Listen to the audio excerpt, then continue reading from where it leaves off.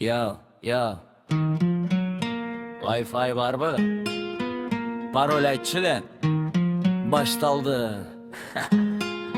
Ya Bugün sımili telefon betimde. Yaşam online real asili. Story jupluyum jakşımın dep. İçimde bol soğuk tap kalgam geçedi o Wi-Fi uçtu. Tragediye başladı koşunların signalınız dep aşığımdağı. Parol surasam bilbeyim deyt jay. Bir ok içinde Netflix görüt ay ver. Google menin ağayım mugallimden güçtü.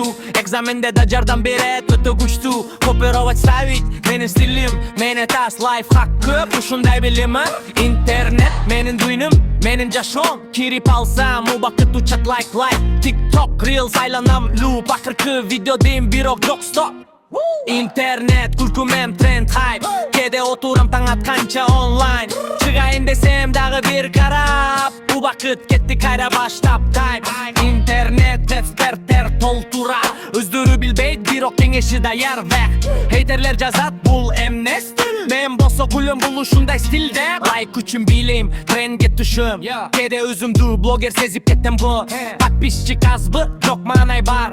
Kulku bolsa boldu jaşo da jar kırar. Mama kırat koyçu telefondu. Men bolso azıra 40 sekund. Bir ok al sekund saatte aylanat. İnternet meni kayra baylap alatay.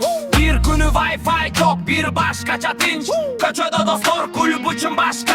Ekrandan tışkarı jaşo da var. Bir ok internetsiz bir askıyında ve internet